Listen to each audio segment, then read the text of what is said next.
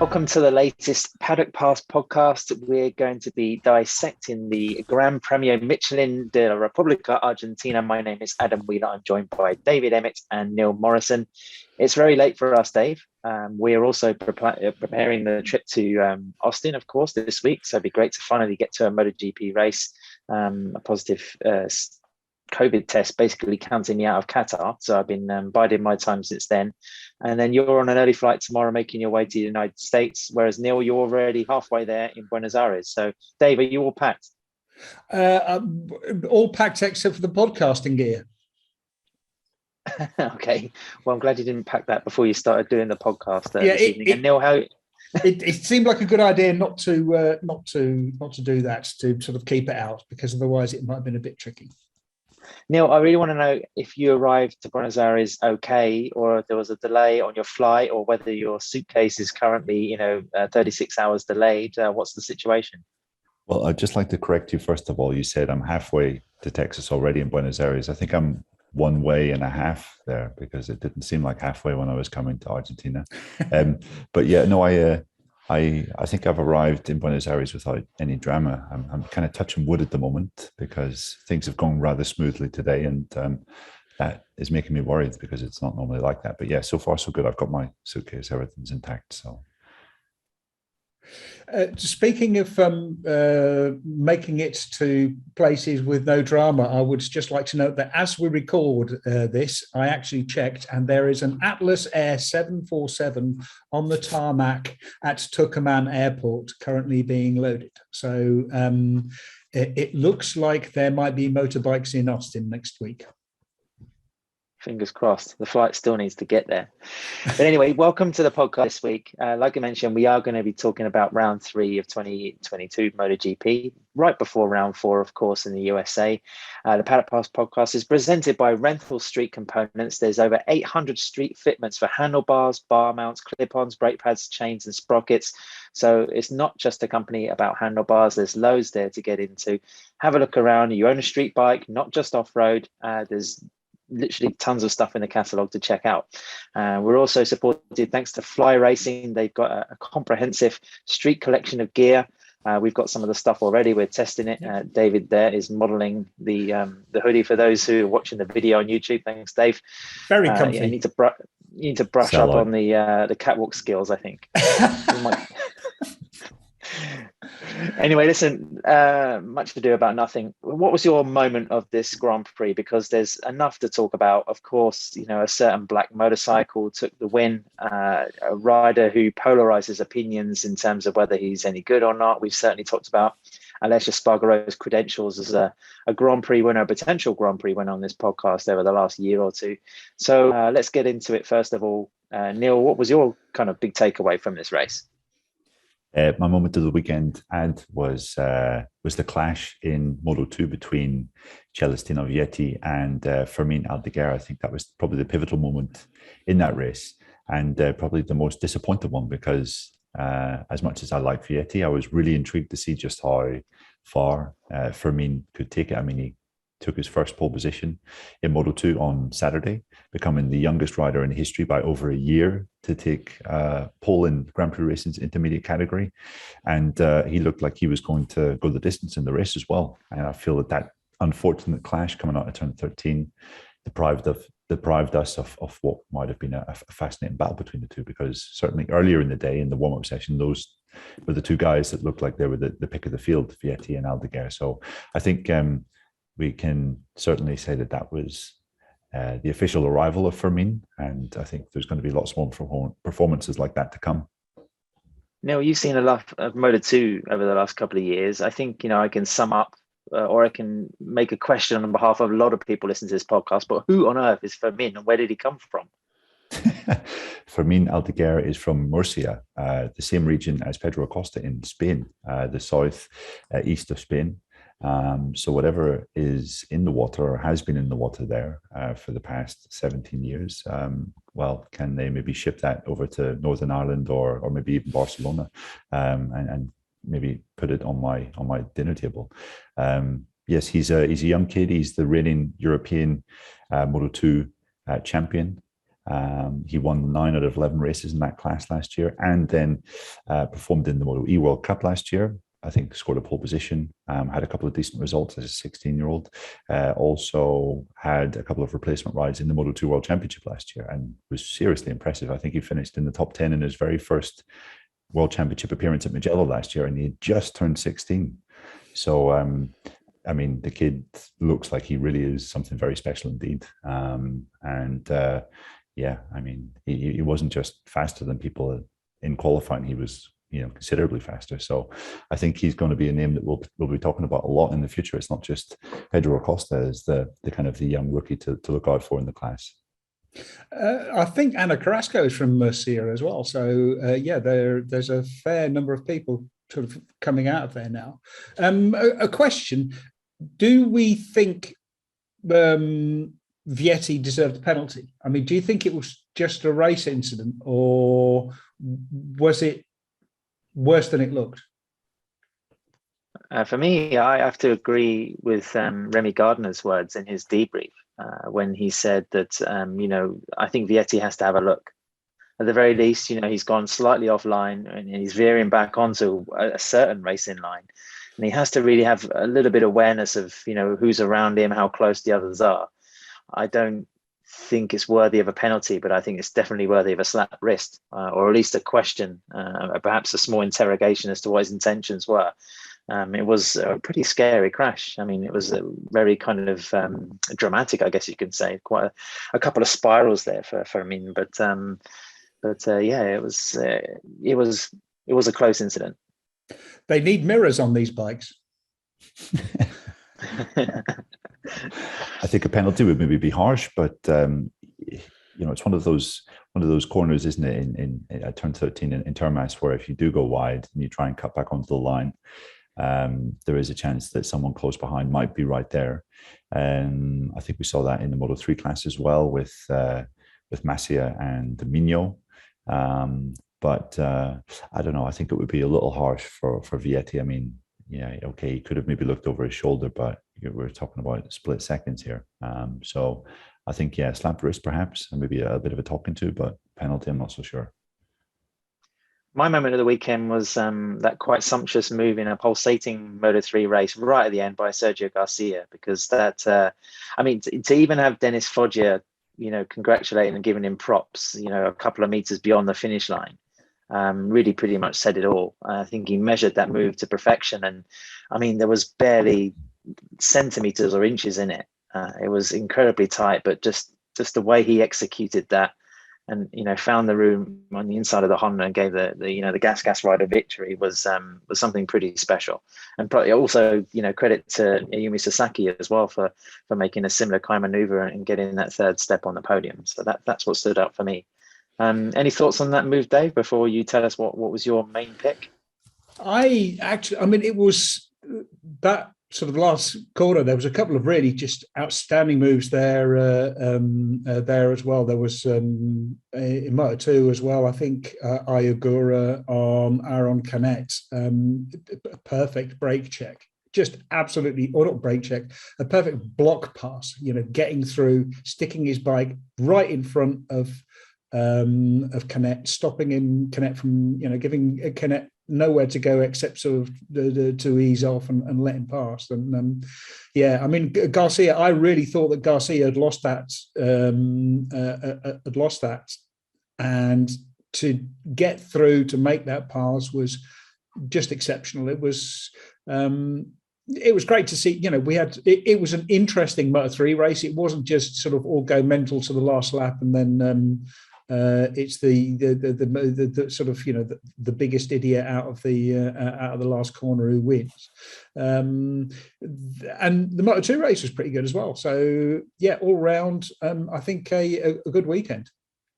I think one of the really impressive things about Garcia's move was Foggia had shown himself to be absolutely brilliant into that braking zone throughout the race. Obviously, he came through from bad qualifying, didn't make such great progress at the start of the race, but then came through the field and put a couple of great moves on. I think he did a 2-1 into turn 13 to sit second midway through the race. Then he actually did Garcia on the penultimate lap at that very point. So Garcia kind of returning the favor was basically, smashing Foggia with his own fist. So I mean, it was a wonderful last lap performance, and I think it's a very valid moment of the weekend for you, Ad. Well, I mean, speaking of idiots, Neil, your tip for the Moto3 world champion, Andrea Migno didn't cover himself in glory. And Moto3 generally, I mean, it was a great race. You have to feel sorry for Izan Guevara as well for his mechanical, because he was looking incredibly strong. And in fact, you tipped him, pre-race, Neil, for victory. So maybe the teenager will get a second bite of the cherry in Austin, where, of course, he took his first win last year. Exactly. Yeah, no, I think Izan was robbed, but Moto3, I was a little scared that Foggia might just clear off and win this year by a canter, and he might still do that. But I think the first three races we've certainly seen that Guevara, Garcia, and maybe Sasaki are guys that can kind of live with him in terms of outright speed. So I think there's promising signs that we might have a really, really good title fight in Moto3 this year. Just to come back to the Andrea Migno moment, with Jaume Masia, why was he so enraged? I mean, surely he was the one in the wrong. He ended Jaume Masia's race. He was running wide and basically used Masia as like a bumper. I can't understand why there was all the gesture and histrionics, especially walking in the pit lane. I was trying to work out whether he was actually trying to apologize or he wanted to remonstrate even further. What was the kind of vibe on the ground now?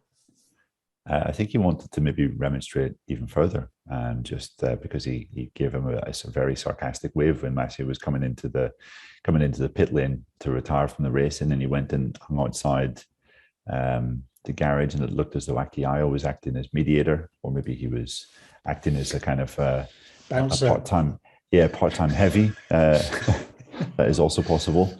I mean, he maybe was thinking the same thing that Aldeguer would have thought, which was, why weren't you aware that I was there? Maybe you should have lifted up and give me a bit more space. But the 2022 Moto3 world champion will certainly be able to say that he's faced a fair bit of adversity in the first couple of races of the year. Yeah, I'm glad to see you still sticking to your guns now. We won't remind you any more of that. I mean, that was a very bold prediction in the first Grand Prix of the year, and I'm sorry for laying on your plate. We'll make it stretch to about Valencia, and then we'll let it drop. Dave, before we move on to the kind of talking points, tell us about what was your moment of the Argentine Grand Prix. My moment of the Argentine Grand Prix was lap 21, turn 5 in the MotoGP race, when Aleix Espargaro finally managed to get past Jorge Martin and make it stick, because he'd done it 2 or 3 times before, and every time he got past, he kept on running wide, and Martin was back again. And you really thought, is he going to be able to do this? Also, because we've always questioned, did Aleix have it in him? Did he have the coolness and the calmness to be able to keep it together? And Aleix passing Jorge Martin and then running wide and giving up the position seemed like such an Aleix thing to do. So for him to actually make it stick, and it was a great pass, pulled it right back when he needed to, left Martin nowhere to go. Because the other thing was, it was really clear that Aleix was much faster than, not much faster, but he was clearly faster than Martin. When he did lose ground, within a lap, he was back on Martin's tail. So it was outstanding. At that point, once he'd made that pass, then you knew, that was it. That was game over. Even though Martin actually put up a decent fight, Aleix just had the better of that argument, I think. Yeah, good shout, Dave. I mean, there was a moment as well, moments when Aleix was really kind of teetering on the limit. I mean, there was a couple of times when he outbraked himself, and you did wonder whether the nerves were coming into play. He could sense after Aprilia's first pole position, in the 4-stroke era, that they were on the edge of something special. And it did look like a long race, 25 laps for him, but he made it count. The other thing is, he had that look about him. sometimes you'll see a rider and they have a certain swagger, they exude this like calmness that you think, okay, we've got it all under control. And he just looked like there was no doubt in his own mind that it was going to happen, that he had it all under control. And so, like, for him to pull that off, I think was fantastic. It's at this point where I feel we owe perhaps Miguel Oliveira a slight apology, because for round 2 in Indonesia, we were talking more about the Grand Prix and the circumstances of, MotoGP's first visit to Lombok, rather than Oliveira's, feat in actually winning the bloody thing. So on this occasion, I'm going to come straight to Neil, because we've organised our talking points really before we've entered this call and this podcast. And Neil, you really wanted to talk about, Aprilia, and there was several kind of little storylines coming up again from the race, because MotoGP has been incredibly generous early on this year, but undoubtedly Aleix, and that team, that manufacturer, that motorcycle is by far and away the headline grabber. Yeah, I mean, it's been a pretty insane start to the year if you think about it. I mean, not only have the results been crazy, but 2 of the 3 races we've had so far have, in one way or another, been under threat from even taking place at one point during the respective weekends. And for that alone, it's kind of been a bit weird and a bit wild and a bit wonderful. But yeah, 9 different podium finishers in 3 races. I don't think that has happened for a long, long time. Also, Aprilia winning, like, how about this for a stat? Courtesy of official statistician Thomas Morsolino. I think it's the first time that 3 different European manufacturers have won the first 3 races of a Premier Class campaign since 1952. And that's back when the European manufacturers were AJS, Norton, and Gilera. So, I mean, this is not something is quite so normal. This is pretty rare. But yeah, I mean, I think if you had to choose one rider that's been there or thereabouts in all 3 races, Aleix and Aprilia have been those guys. He just missed out in the podium in Qatar. I think had it not rained in Lombok, the Aprilia guys were pretty confident that he would have been pushing for the podium there as well. And it was just really interesting how the weekend transpired and how it developed, because he was, I mean, I think maybe him and Fabio Quartararo were the guys in free practice on Saturday that had the kind of rhythm on used rubber. With Fabio qualifying back in 6th, it was suddenly like, oh, well, that's not going to be straightforward for him. And suddenly Aleix has this kind of 2-row advantage over the guy that maybe has as good a pace as him. And, Fabio ran into several issues, which we'll probably come on to a wee bit later. But it was just, it was impressive, because I can't imagine that was easy for someone like Aleix going into his 200th Premier Class Grand Prix, knowing that this was probably going to be his best chance ever. And if he kind of blew it, then it might be one of those Colin Edwards at Assen situations where, people will just forever be talking about that was his chance and he didn't take it, So I think the fact that he managed to get the job done and did it, with, as Dave just mentioned, so stylishly and kind of calmly. I was waiting for him to make a mistake in the last couple of laps, I must say, but he rode pretty well, pretty beautifully. So, chapeau to Aleix and chapeau to Aprilia, because they've built what was a good package last year. They have managed to improve it pretty much in most areas, it seems. It's been weird. All the 3 races we've had have been very, very strange in different ways, because of the conditions, because of the track surfaces. Maybe this isn't a great indication of how the eventual championship will play out, but I think, Aleix is certainly well on course for maybe his best ever season, maybe a top 6 in the championship, which I still think would be a phenomenal achievement for a factory like Aprilia. Yeah, this whole race was just an absolute stats bonanza. Swinksy on Twitter, who I think works for Motociclismo, the Spanish magazine, had some just outstanding stats. Like, with Aleix's win, that means that all 24 riders on the grid have at least one Grand Prix victory to their name, or they have at least one Grand Prix victory, a pole, and a race fastest lap. So it's just an astonishing. it shows you the level that the level of riders in the class, and it means that all 6 Grand Prix manufacturers have wins now. It's also, I think, the 5th European race winner in a row, a bike. So the 5th European manufacturer in a row to win a race. That's not said very well. Let's turn it around. This is the 5th race, the 5th race in a row that a European manufacturer has won, which again, completely unexpected. Not at all what we've had previously. It's been remarkable. Yeah, and I think I said earlier the 9 different podium finishes in the first 3 races. That's been done twice before. The last time was 1952. So yeah, I mean, as you say, Dave, just pretty unprecedented times. So it's difficult in some ways to know how to make sense of this, but I think from the first 3 races, we can definitely say with some certainty that Aprilia has kind of arrived in a certain sense, and maybe we won't see this every weekend. But I spoke to Massimo Rivolo, the company CEO, after the race had finished, and he said, looking forward, I think the words he used were, we want to be the little bastard of the class that is kind of annoying the other manufacturers and maybe popping up with, in special circuits or circuits particularly suited to the bike and to Aleix, we'd be pushing for the win again this year. And you would have to say that's not beyond their reach.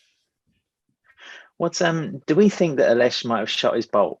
I mean, he's achieved that victory. He's got sort of, like we said this on the Paddock Pass podcast note show on Sunday day, the monkey's off the back. I've been, I wouldn't say critical, but I've pointed the finger at him in the past and said good support, good equipment, and hasn't really backed up what can sometimes be a very vocal opinion on the sport and his rivals and the way racing is going. But he doesn't quite have the CV to have that launch pad, or that soapbox rather. But, can we see him winning more races now? Or, I mean, if you listen to his words in the post-race press conference, he's very much a man that's not driven by results. He's not he's not sort of Marc Marquez. He doesn't have that kind of insatiable appetite for victory. I mean, he says he has the dream life just racing in MotoGP. So he's not a man who lives and dies by, a result sheet on a Sunday night. Could this make him a little bit more relaxed, a little bit more confident, and then that all comes as a consequence? Or, do you think, he will always be there or thereabouts, just like normal? I mean, he's always been there or thereabouts, and he really has needed the bike underneath him. I disagree that he's sort of like had decent or, had good machinery. He's had decent machinery. He's had machinery which is almost there, but not quite. He's not going to be sort of transformed into the kind of voracious winner like Marc Marquez, where he's suddenly winning everything. But he's clearly talented. He's capable of winning. I mean, like this, there are no asterisks about this win. I mean, the only asterisk you could place on it is Marc Marquez wasn't there. But even if Marc Marquez had been there, absolutely no certainty that he would have won in Argentina either. So there's no question marks about this win. This was dry weather, good track conditions, everyone there, full strength. It was a proper race. Aleix deserved this. He did the work. The bike gave him what he needed. And he had what he rode to what he needed. But I do think he was really interesting in the press conference talking about the role of family and that he didn't need to do this. He didn't feel the pressure of needing a win. His pressure was all from himself, from wanting to live up to his own to live up to his own standards, to achieve what he wanted to achieve. And I think that has taken some of the pressure off him and has allowed him to win. And maybe this win, it's not going to make him more likely to win, if you like. But I do think he will win at least another sort of as long as he's racing, he's capable of winning, one, maybe 2 races a season. I don't think he's going to win a championship, but he can certainly be competitive. Sure, he can definitely be on the podium regularly and win races from time to time. I think he maybe got a bit of an unfair rep because, he had never won a Grand Prix, and this year he was the only guy in the MotoGP class to have that unfortunate statistic next to his name. But I mean, you look at his career and it has been impressive. Like, he has taken Suzuki from newcomers into the class to podium contenders. He's done the same with Aprilia, all the way from nothing to race winners now, leading the championship. Tom O'Kane was his crew chief when he was working at Suzuki. Tom said that he was one of the more talented guys that he's worked with, and Tom's been around for quite a while. And you just have to look at the guys that have been his teammate in Aprilia. I mean, like Sam Lowes, Scott Redding, Stefan Bradl, Andrea Ignoni, Bradley Smith, Maverick Vinales. We're not talking about slow riders here. Like, each one of those guys has won, okay, maybe not all of them have won Grand Prix, but, you know, there's a couple of guys that have won championships. There's a couple of guys that have won MotoGP races in that group.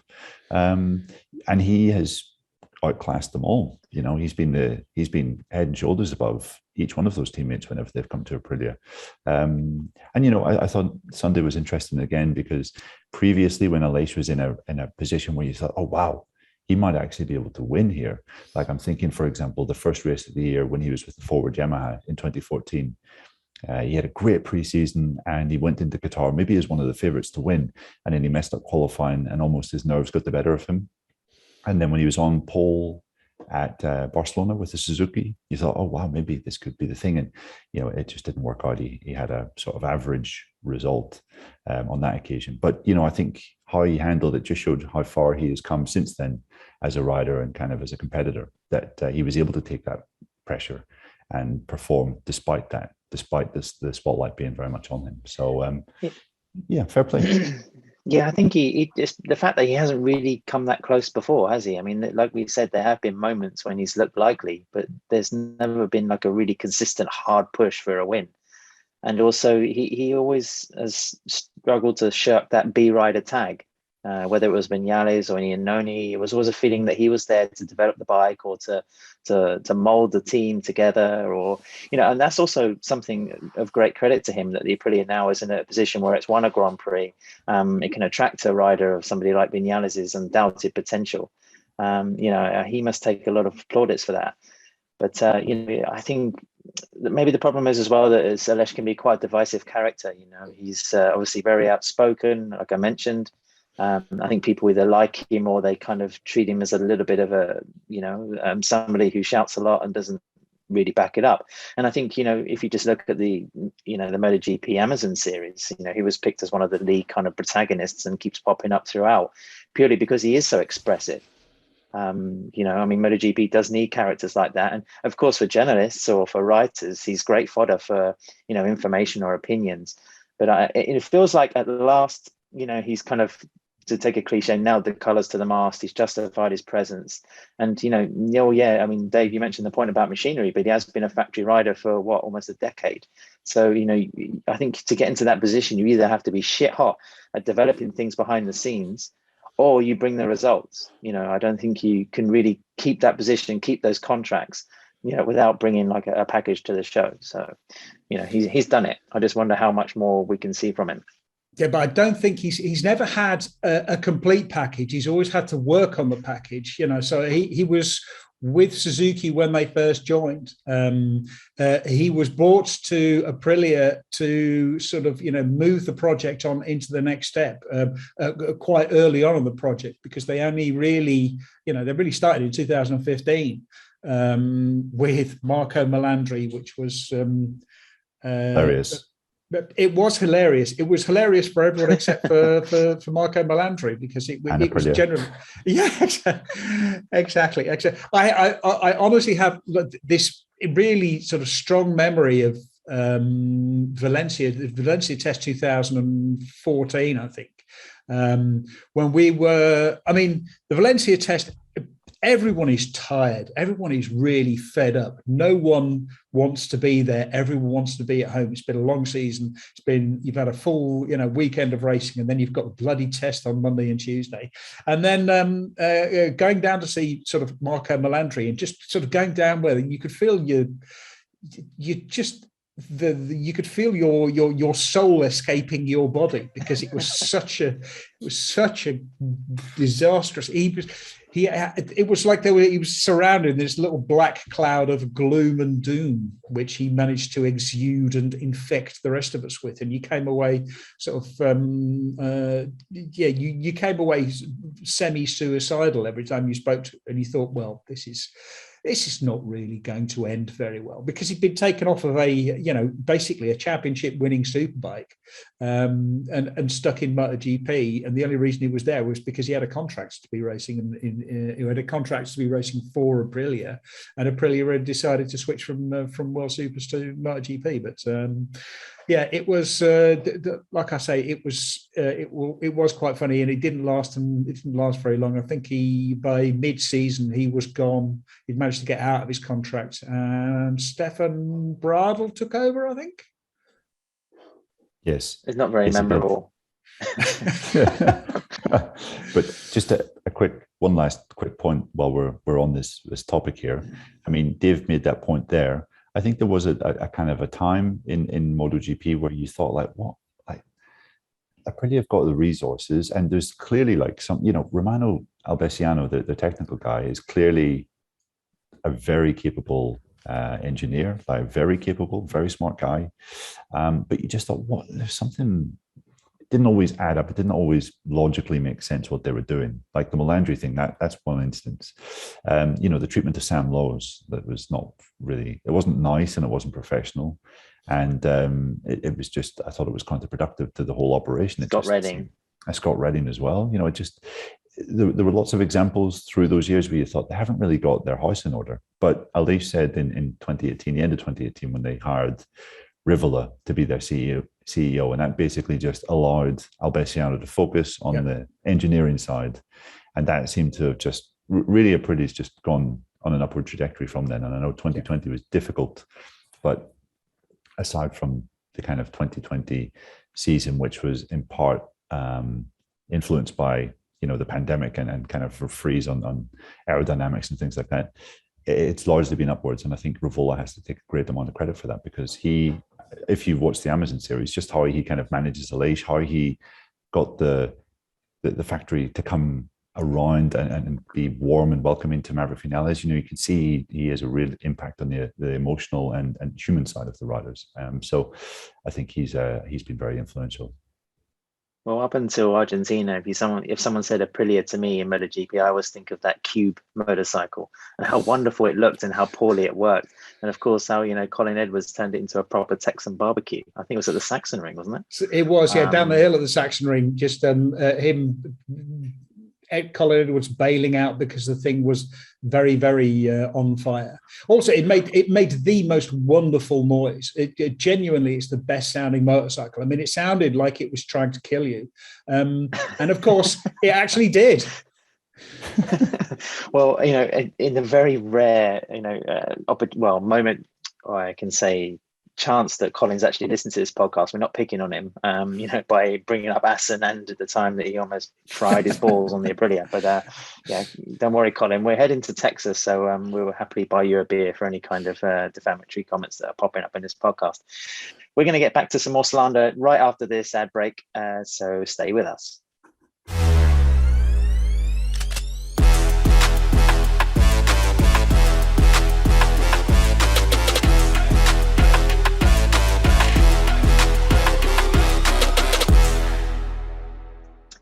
Welcome back to the Paddock Plus podcast. My talking point from the Grand Prix of Argentina. I've given up with the whole Gran Premio Michelin thing. Red Bull Grand Prix of the Americas, that's much easier to pronounce. So next week we'll be sorted on the podcast. But for me, I just want to ask you what is going on with MotoGP at the moment? It's madness. Like we said, we've had 3 different winners, 9 different riders on the podium. It's almost like the series has gone Amazon crazy. They've hired a writer, had a huge meeting and said, right, you're going to win. You're going to do this. It's completely unscripted, but also scripted at the same time. We've had the night race and an unexpectedly gripping Qatar surface. We've gone to Lombok with all the drama surrounding that, and ended up with actually quite a surprisingly grippy racetrack, a brand new one, and a result that we weren't really expecting. And then, of course, there's the whole, use that word again, drama in the build up to Argentina, where we have the first 2-day format for MotoGP at the moment. it's baffling. I'm trying to find any kind of like strains of consistency, and it's hard to really get much of a handle on MotoGP at the moment. And I actually went through the stats and looked it up, because I think in Argentina, in the rider debriefs, we started to hear the first comments of how teams and riders are trying to get through this little phase and get back to Europe where the championship starts proper. And over the years, if you take the Qatar, Argentina, Austin kind of stint that opens the World Championship, so to speak, then the rider that's come back to Europe, usually at Jerez, to start the season on the European shores, the rider leading the championship there hasn't actually gone on to win the championship. Like in 2017, it was Valentino Rossi. 2018 and 2019, Andrea Dovizioso was leading the championship after these flyaways. You have to go back to 2016 when Mark actually left Texas with the championship lead, and then, actually went on to have a good campaign. I mean, we still have 450 points left to win and all the races to go. And the fact that Aleix Espargaro is winning the World Championship just also blows my mind as well. It is chaos. And also, can I just point out that, I feel some kind of spiritual connection to Aleix, because he's obviously leading the riders' standings, and the fact that my team still remains high on the fantasy league means that we have some kind of, just brotherly thing going on. So I'm right there with you, Aleix. Yeah, I made the brilliant move of swapping out Joan Mir for Fabio Quartararo on Saturday nights just before the deadline. So that obviously worked out really, really well for me in fantasy. I haven't even looked, just because it was all a bit of a bad idea. However, all this talk of chaos is nonsense. The other thing that we heard at the debriefs, if you were listening to the riders carefully, is they were saying, "Yeah, I'm starting to get the fire. I'm starting to get the feeling back." Pecco Bagnaia afterwards said he had a really good race. He completely messed up his Saturday. He said he was angry and nervous and made too many mistakes, and just completely blew Saturday. Had a terrible FP2, terrible qualifying. They made a change to his bike. They softened it up so it was softer over the bumps, gave him more control, and he felt like he was in charge of the bike again. Joan Mir also said, for the first time, I have some feeling with the bike. He was confident, and he had a really, really strong race, but they were starting from the third row. And so the third row, the Suzuki's, they can get on the podium from the third row, but really to win, they need to be on the second row. But what's happened is we had no testing. What's happened is basically we've had a day and a half of pre-season testing in 2022. We had one dry day at Sepang, and then sort of half a day before it started raining in Sepang. And then they went to Mandalika, and the first day was a complete sort of disaster because the track was filthy. And then they were all sort of messing around trying to figure out whether they were there was lots and lots of testing going on. They went to Qatar. Qatar, Pecco was saying, "Look, I just want to ride the bike. Just give me the bike to ride." They were testing new parts all the way through FP3, and you see it. You see it also on the bike. At Qatar, Ducati were using their front ride height device. It's been dumped. It's not there anymore because they haven't been able to test it to get it right, to get it to work properly. They've moved away from this. And so what you're starting to see is really the championship crystallizing. And I think this is, it's not really a surprise that the championship or that the leader at after the sort of, the opening flyaways, the rider who leads going into Jerez, that they don't go on to win the championship, because those first few races, for a start, it's weird tracks. And then secondly, everyone is still working, looking for a base setting. They can't ride the bike because they're still not sure of the bike that they're riding. And I think actually Argentina was the place where they found that there's been a number of people who found a base setting. Now that they've got the base setting, they can be competitive. And I think we're going to start to see a much more consistent picture from here going forward. think MotoGP at the moment, MotoGP without Marc Marquez doesn't have a clear figure that can win 10 races in a year or 12 races in a year. So I think Marquez's absence from round 2 and 3 has had a slight impact on some of the results.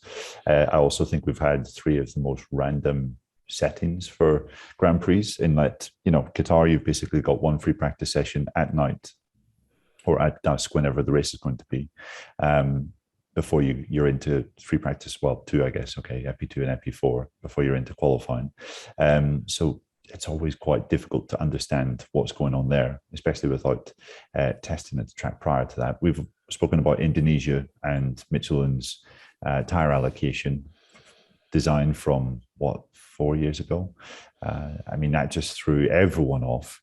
Spoke to Joan Mir's crew chief, Frankie Carcetti, in Argentina, and he said, had it not rained, he was sure that Joan would have finished last, like the 2020 world champion. That's the kind of effect that this tyre had on the field. Like, one of the strongest guys, one of the fastest guys finishing at the back. So, the results there are crazy, and you can't read too much into them there. And then, also the sort of the randomness of this weekend. Dave said that he felt that a sort of semblance of normality was coming to the fore on Sunday, and I guess that was true. But even then, the guys only had 1 day of free practice basically before they were going into race day, and that in itself is pretty weird and pretty unique. You're not having the usual sort of time and pacing over a weekend to get everything right and to get everything up to speed. Like, if we had a normal race weekend in Argentina, would Aleix and Aprilia have won on Sunday? Maybe the Suzukis would have got a little bit their thing together. Ducati certainly wouldn't have been as lost as they were prior to qualifying had they had 3 full free practice sessions leading up to qualifying, or 4, in fact, sorry. I think I kind of generally agree with Dave that things are starting to take shape a little bit, but we've also have to take into fact that the 3 rounds that we've had have been just mental. Well, but exactly that. Circumstances have been so strange. But then if you look at, we've got Austin coming up. Austin is a bit of a strange track, and it's been resurfaced as well, which is going to change things a lot. But looking at the weather forecast, it looks really good. It's going to be hot and sunny all 3 days, consistent weather. Teams will be able to go out, get a base setup, work on a base setup, and find some speed. But I think, just looking at what's happened so far, sure, we've had 9 riders on the podium so far, but I think what we've seen so far is that we're going to have 6 riders who will be fighting for the championship later in the season. We're not going to see anyone go out and win 10 races, but we will see sort of 6 riders constantly battling for podium places and for wins. And there'll be lots more riders on the podium. There'll even be the occasional random winner. But to me, I think it's Marc Marquez, Fabio Quartararo, Pecco Bagnaia, Jorge Martin, and the 2 Suzukis, Alex Rins and Joan Mir. I think they are going to be the main figures that this is all going to revolve around, because they have shown themselves so far to be consistent. The Yamaha still has a huge problem in that the lacking rear grip. That's something they need to fix, and they're lacking rear grip, and they can't make up by sort of opening the gas later on and using some speed. But if they can solve that, if they can get a little bit of rear grip, then that will make a big difference. And Quartararo has shown that he can be quick. He was quick in Argentina. It's just that he had a terrible starting position, and so lost too many positions in the start. He said basically he couldn't make if you don't get away early, then you lose too many places and you never make them up again. Dave, I'm impressed that you can pick 6 riders, because as we just said, the first 3 rounds have been just so hard to fathom. Johann Zarco goes from nowhere to the podium to, having a disaster in Argentina. Fabio Quartararo has such a torrid result in Qatar that we start questioning whether Yamaha will be able to keep him under contract. Then pops up with a 2nd place in Indonesia. Then, in Argentina, scores only 1 more point than he did in Losail. So why are we not pushing the panic button again? It seems like there are these huge fluctuations pretty much. Any rider you want to talk, Miguel Oliveira, going from victory one week to 13th the next. I think it's so hard to get a grasp, like I was saying earlier, on MotoGP at the moment. And I'm just hoping there is some sort of semblance of normality coming soon.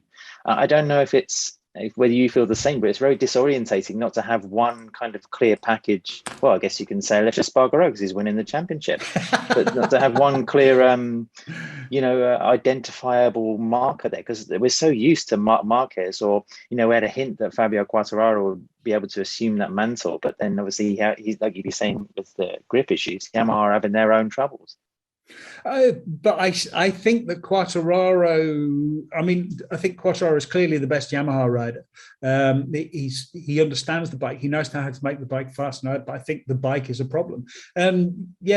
Unless Yamaha can bring a whole lot more horsepower or find some rear grip, then he's gone, basically.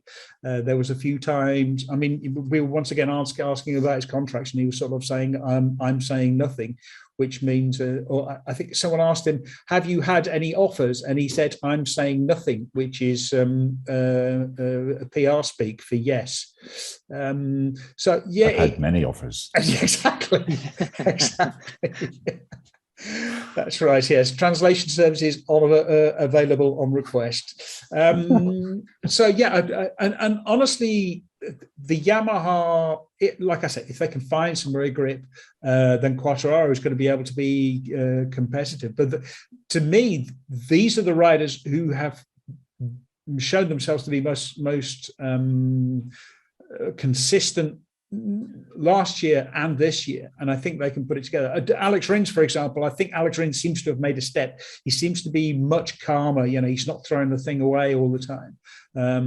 He's much calmer. He's not taking the kind of risks that he was previously, and that I think is a really, really positive sign. So yeah, I think it's making a lot more sense. Oh, sorry. I might just add one name to the list there, Dave, and that would maybe be Brad Binder. Is it too early to be talking of him as someone on that kind of list of guys that could be up there fighting? I don't think he's going to win the championship, but I certainly think there's been enough in what we've seen from KTM so far and from Binder to suggest that he could well be in the running for maybe the top three in the championship. Great ride from him again on Sunday. Coming through from a bad qualifying 12th to 6th, I think it was. Another lap he would have had Pecco, he would have been 5th on a really tough weekend for KTM. Oliveira, you mentioned that, had a nightmare weekend, just couldn't find any rear grip. And Brad had similar issues, but still managed to find the result. And, had he not had issues with his ride height device in Indonesia, he would have maybe been fighting for the podium there. Then he'd be leading the championship. So, I think Binder's a name that we also need to add to a list of potential challengers. Yeah, it's a great shout, Neil. If you look at the World Championship standings, you can say, well, what is Aleix Espargaro doing up there? But then Binder's in second place. If he hadn't made that mistake breaking, I think it was into turn 7 on Saturday, where he just nudged his gear lever and misjudged a corner, then he would have qualified far better and made his race that much easier. Qualifying, of course, was his big handicap in 2021, but he seems to have sorted that. So I think, if the KTM can keep up their competitiveness, say in Austin, and then go to the slightly compact, shorter circuit in Jerez, then, I think they're going to be real troublemakers on the scene. I've got 2 questions for you both, just before we head into our winners and losers section. The first one, before we head for another ad break. Argentina, of course, came 2 weeks after Indonesia. You're heading from one side of the world to the other. How do we think this Grand Prix was handled? There was obviously issues with the freight that was beyond people's control.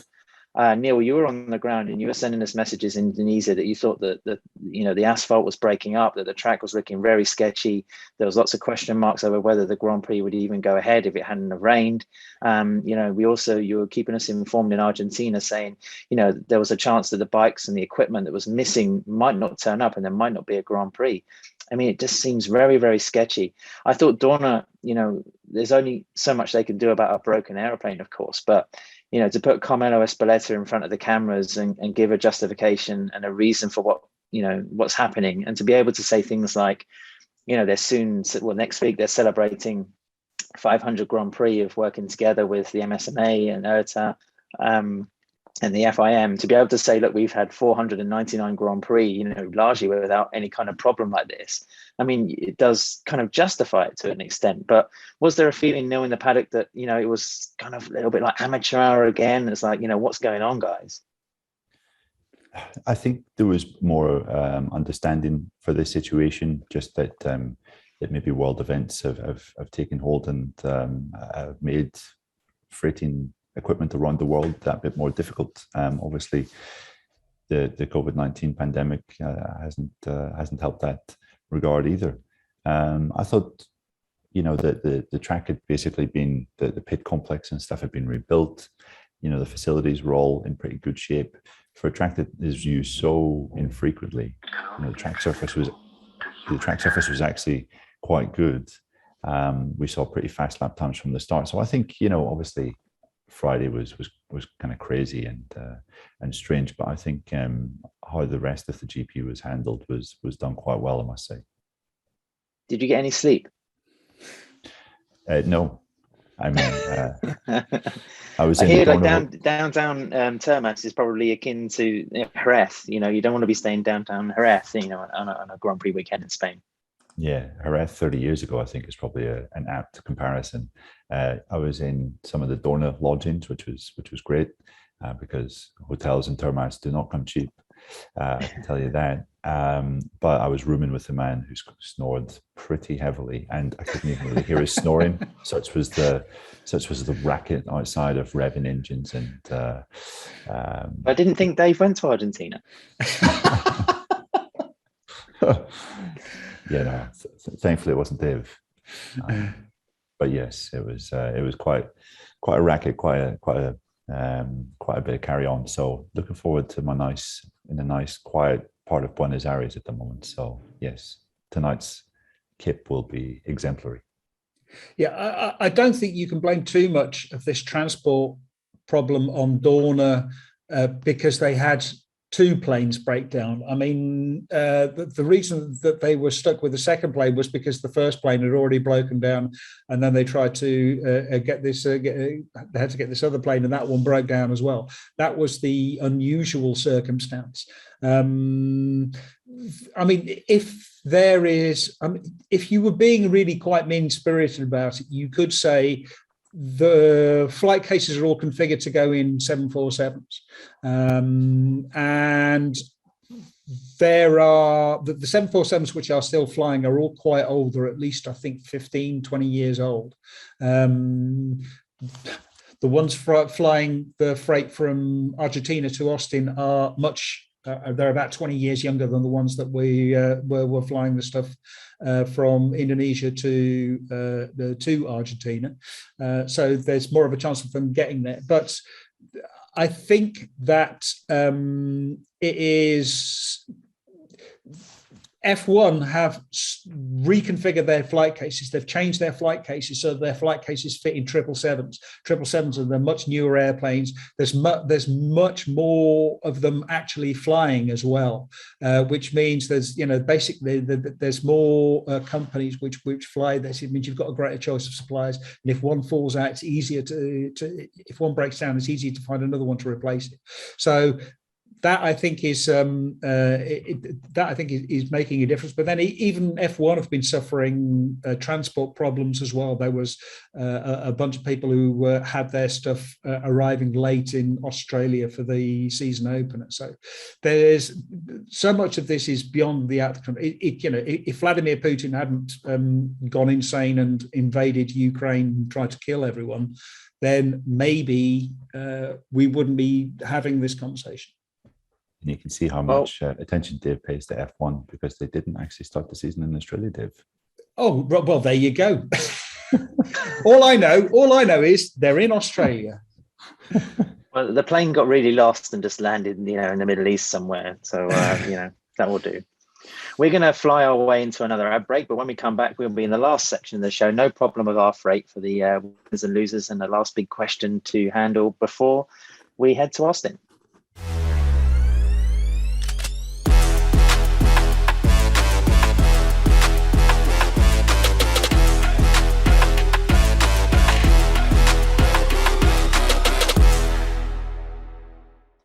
Welcome back to the final section of the Paddock Pass podcast, brought to you by Rental Street and also Fly Racing. My second question for you, gentlemen, Marc Marquez. We're recording this on a Monday evening. I guess we're waiting for a last-minute confirmation that he's either going to fly to the USA or he's going to be out for the third race in succession. At the moment, he's 37 points behind in the championship. Like we said, there's still 450 left to win. Dave, you've counted Marc still as, in the fight for the 2022 crown.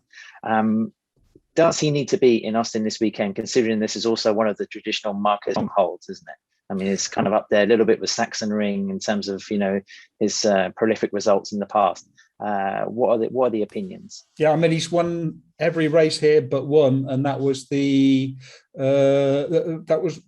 2019, I think, when he fell off through no fault of his own, because basically the Honda let him down. I think he would really, really like to be there. I think he's going to be doing everything he can to actually be there, because he knows that he can win if he can be in Austin. If he can ride, then he can win there. The question is whether he can ride. But if he can't ride, it would be unfortunate, but not terrible.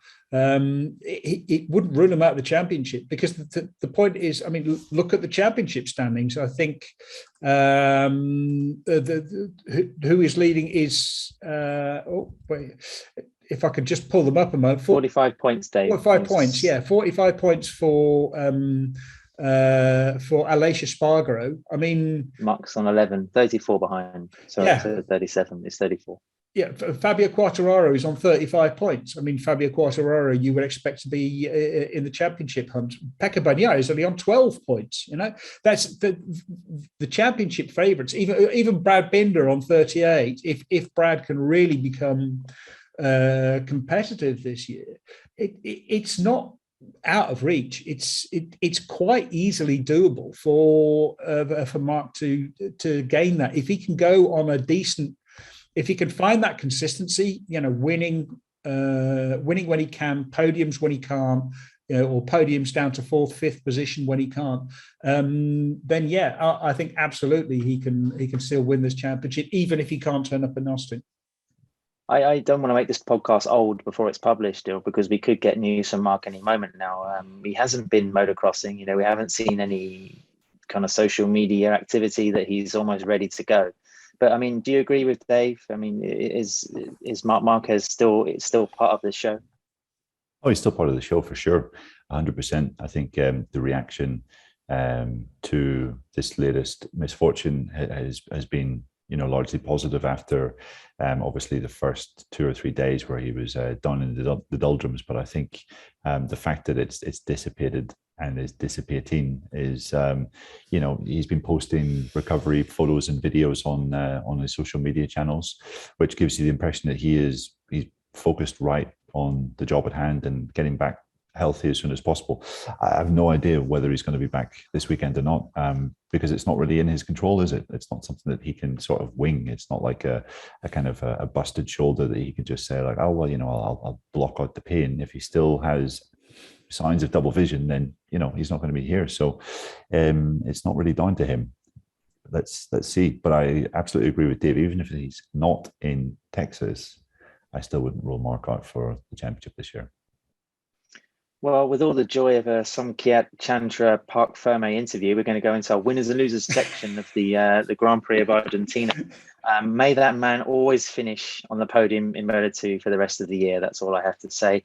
I'll go first. My winner, I'm going to have to put John Mir, basically because, like Dave alluded to earlier on, Suzuki has started to find their groove, and Mir so far, even though he's not in the championship top 3, is the only rider to have double point scores from all 3 rounds. And I think that is going to be the backbone possibly of a championship campaign like we saw from him in 2020, where he just chips away all the time.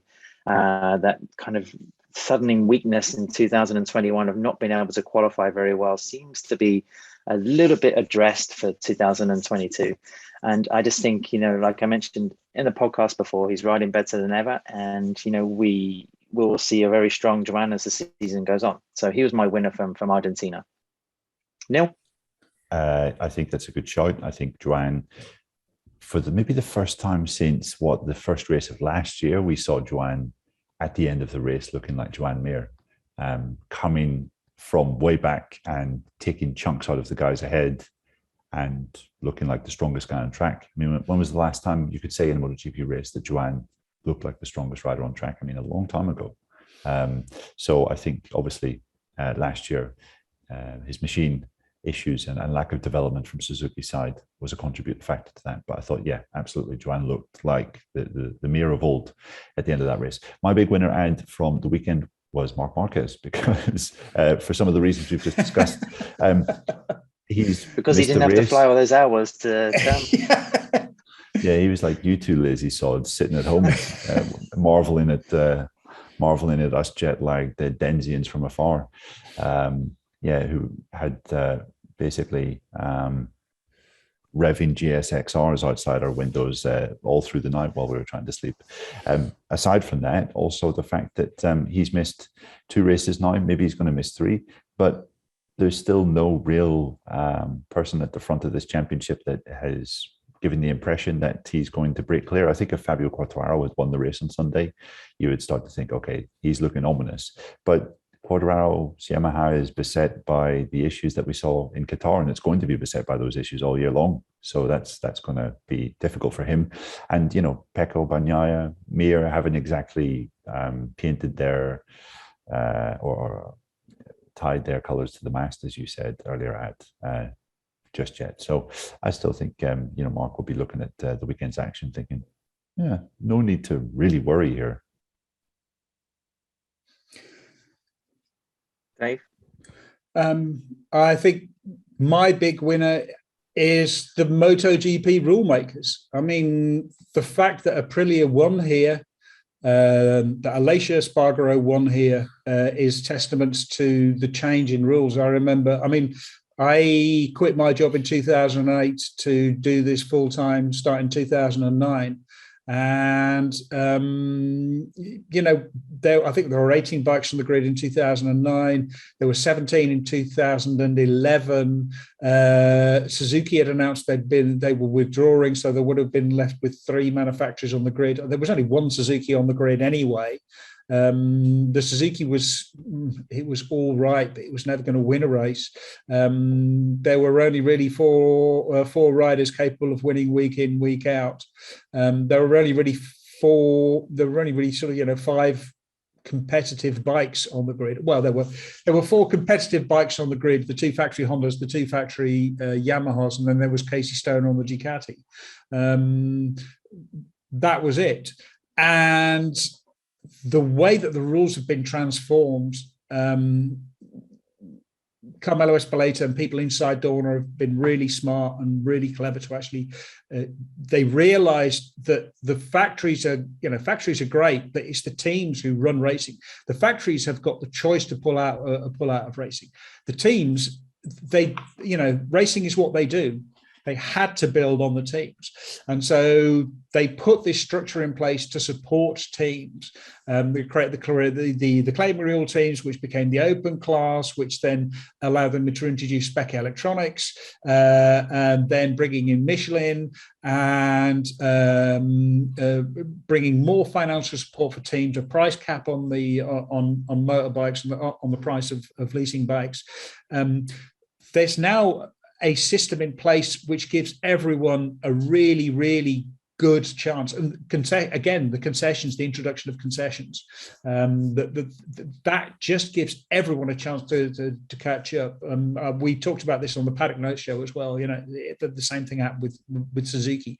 Suzuki came in, but because they didn't have to spend an absolute boatload of money on electronics, they could focus on making the bike good. And KTM the same. They didn't have to spend all that money on electronics. They could concentrate on the chassis, on the engine, on getting all of these details right. And they had no experience in MotoGP, whereas Suzuki already had experience in MotoGP. Aprilia, again, like they've had lots of years in MotoGP that they didn't really have an idea about how to build a MotoGP bike. They've had to go forward and do this. And the structure of the rules has allowed them to be competitive. So for me, the big winner is this. Now that we have all 6 manufacturers in MotoGP having won a race, the big winner is the people who came up with these rules. People like Corrado Cecchinelli, like Mike Webb, Danny Aldrich, Carmelo Espeleta, lots of people behind the scenes, lots of people inside IRTA who've sat around and talked about this and created this just amazing series. Now, it's encouraging to hear Dave set up his next stream of interviews. We'd love to keep getting all lovey-dovey podcasts, but when there are winners, there are also losers. So, Neil, I'm going to come to you. You know, who was your kind of sad man from the weekend, or sad lady? There was quite a few, I guess, but I'm going to go for Luca Marini just because we're not really seeing the potential that we saw in preseason from Luca. He qualified in the front row. Yes, that was a brilliant performance from him on Saturday, but still something missing on Sunday. Could only finish 11th. And crucially, could only finish 11th behind his rookie teammate Marco Bezzecchi, who had a fantastic weekend. Bezzecchi was in the running to be my big winner of the weekend because he was fantastic throughout. Marini, still looks like there's a lot more to come, a lot more to do to get to the area that he needs to be at.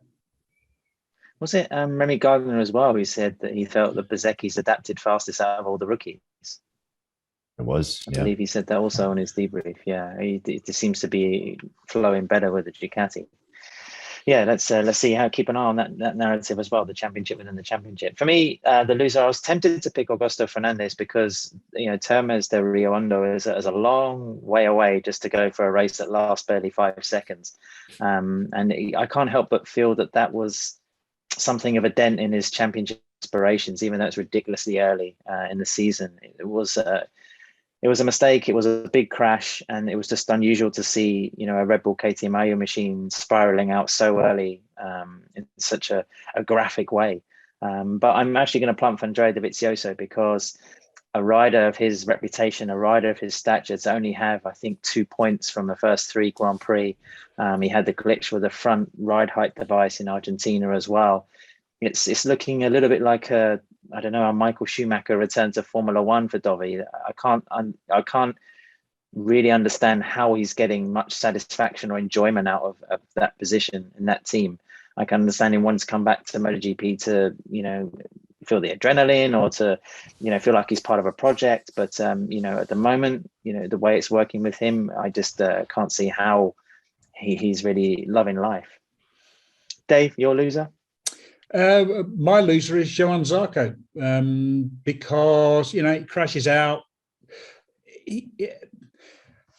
Johann Zarco is a little bit in the same sort of situation as Jack Miller, where he's on the hot seat. He is going to be one of the first riders to be replaced. He's obviously fast. The podiums prove that, but he's just too prone to make mistakes, and he's too prone to mediocre results. He has too many bad days, and again, this was another bad day. And his name on that team sheet is being written, really in pencil every week. That at some point, unless he can really turn it around and really become consistent and competitive week in, week out, then he's going to be sort of moved out, and they'll find someone else. Especially, we already have a fast French rider, so there's no need for Johann Zarco.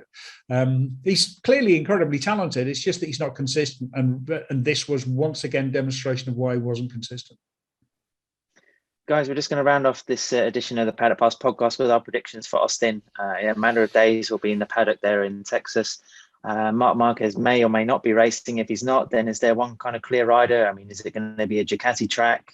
What are you kind of,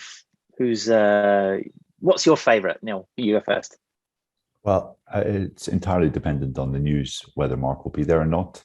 If he's there, then it's him. If he's not there, I guess you have to go off last year's form. Quartararo was really good in second place, so maybe him. But then, Yamaha has stood still while the other bikes have taken steps forward. Maybe Jorge Martin, who was up fighting for the podium in his first visit to Austin on a MotoGP machine. could be another guy that could be challenging at the front. Pecco Bagnaia as well. Dave? Well, yeah, obviously Mark Marquez is going to win if he's there, and if he doesn't win, then it'll be a Suzuki 1-2. I think Neil makes a good point about Quartararo. Quartararo is fast around this circuit, and he's strong there. But the Suzukis are on a roll. They've figured it out. They've been quick around there before. Rins has had a podium there. I think that I really think that this could be where they make a bit of a breakthrough, and they start to sort of get a grip on the championship. Yeah, I think Alex Rins, profited from Mark Marquez's glitch with a Honda to take victory ahead of Valentino Rossi a couple of years ago. So he's got good previous history there. But we'll be there, all three, of course. Steve's, on World Superbike duty. That's why he's not joining us this evening. But we'll be producing note shows from Cotta each evening, Friday, Saturday, Sunday. We might be actually hanging out in a bar if anybody wants to come and talk bench race with us a little bit, talk MotoGP. We'll be publishing some more details of that on Twitter if we can make it happen. Otherwise, join us on Patreon, of course, for those special notes packages, or send us a question on Twitter at Paddock Pass Pod. We're always happy to delve into any readers' questions, or listeners' questions, I should say. Other than that, I'd like to thank Renthal Street again, and also Flyer Racing for backing the podcast. David, safe trip. I'll see you over there in the USA. You as well, Neil. Don't go too crazy on the steak. Keep some room for those large American portions. And thanks for listening, guys. Thanks for listening, guys. We'll be back next week.